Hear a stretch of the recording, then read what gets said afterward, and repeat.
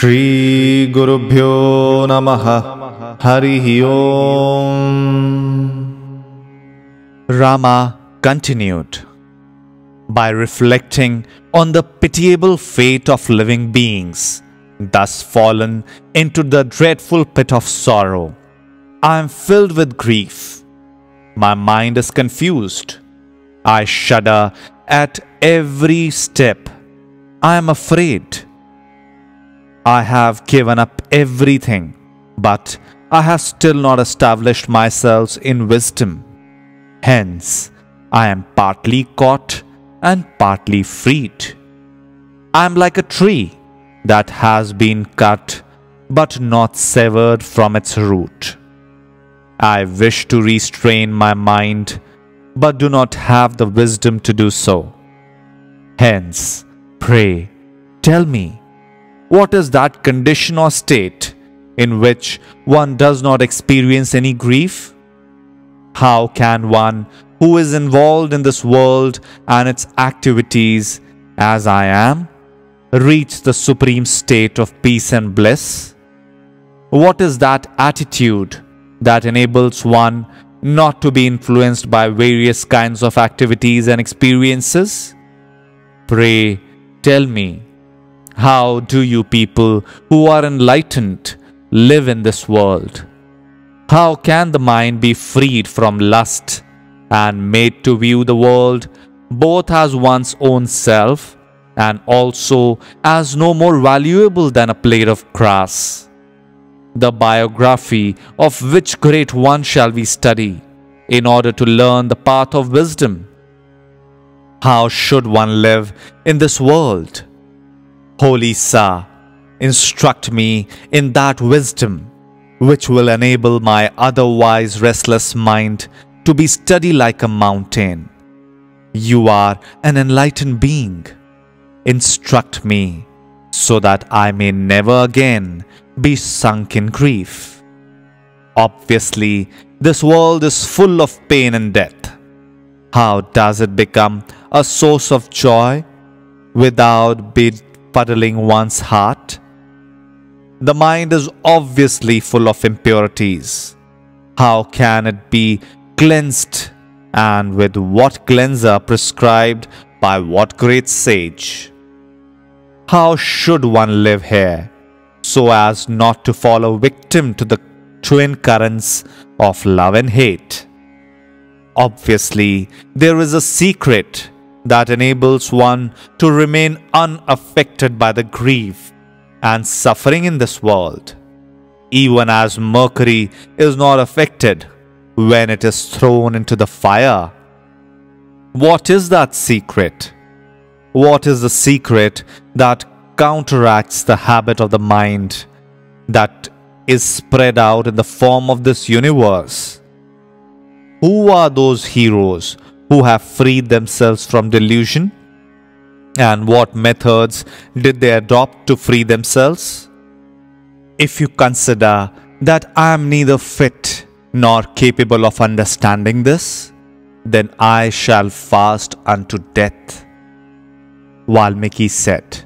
Having said so, Rama remained silent. All those who had assembled in the court were highly inspired by the flaming words of Rama's wisdom, which is capable of dispelling the delusion of the mind. They felt as if they themselves had been rid of all their doubts and deluded misunderstandings. They drank the nectarine words of Rama with great delight. As they sat in the court listening to Rama's words, it appeared as though they were no longer living beings, but painted figures. They were so still with rapt attention. Who listened to Rama's discourse? Sages like Vasishtha and Vishwamitra, the ministers, members of the royal family including King Dashratha, citizens, holy ones, servants, caged birds, animal pets, the horses of the royal stable, and the celestials, including the perfected sages and heavenly musicians. Surely, even the King of heaven and the chiefs of the netherworld listened to Rama. Thrilled to hear Rama's speech, all of them acclaimed, "Bravo! Bravo!" with one voice, and this joyous sound filled the air. To felicitate Rama, there was a shower of flowers from heaven. Everyone assembled in the court cheered him. Surely, no one but Rama, who was full of dispassion, could have uttered the words that he gave expression to, not even the preceptor of gods. We were indeed extremely fortunate to have been able to listen to him. While we listened to him, it seems as though we were filled with the feeling that there is no happiness even in heaven. The perfected sages in the assembly said, "Surely, the answers that the holy ones are about to give to the weighty and wise questions of Rama are worthy of being heard by all beings in this universe. O sages, come, come, let us all gather in the court of King Dashratha to listen to the answer of the supreme sage Vasishtha." Valmiki said. Hearing this, all the sages of the world hastened to the court, where they were duly received, honored, and seated in the court. Surely, if in our heart the lofty wisdom of Rama is not reflected, we shall indeed be the losers. Whatever be our abilities and faculties, we shall thereby prove that we have lost our intelligence. Vishwamitra said, "O Rama, you are indeed the foremost among the wise, and there is really nothing further for you to know. However, your knowledge needs confirmation, even as the self-knowledge of Sukha needed confirmation from Janaka, before Shuka could find the peace that passeth understanding. Just like you, Shuka also arrived at the truth concerning existence after deep contemplation of the evanescence of this world. Yet, because it was self-acquired, he could not possibly affirm to himself that this is the truth. He had of course arrived at the state of extreme and supreme dispassion. One day, this Shuka approached his father Vedvyasa and asked him, "Sir, how did the diversity of world creation came into being, and how will it come to an end?" Vedvyasa gave a detailed answer to this question, but Shuka thought, "All this I knew already. What is new in this?" and was not impressed.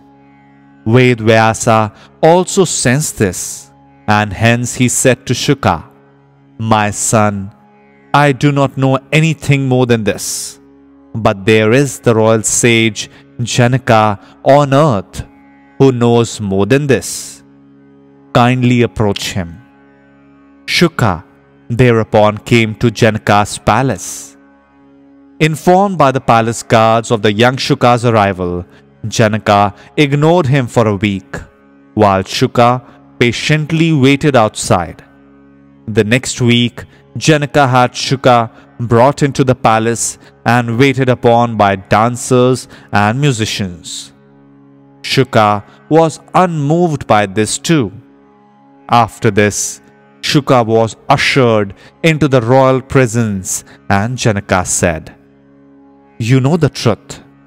What else shall I tell you now? This diversity arises on account of mental modification, and it will cease when they cease." Thus, when this self-knowledge had been affirmed, Shuka attained peace and remained in Nirvikalpa Samadhi. Like Shuka, Rama too has gained the highest wisdom. The surest sign of a man of highest wisdom is that he is unattracted by the pleasures of this world, for in him even the subtle tendencies have ceased. When these tendencies are strong, there is bondage. When they have ceased, there is liberation. He is truly a liberated sage who by nature is not swayed by sense pleasures, without the motivation of fame or other incentives. And I pray that the sage Vasishtha should so instruct Rama that he will be confirmed in his wisdom, and we, too, may be inspired. With this, we finish today's chapter. See you again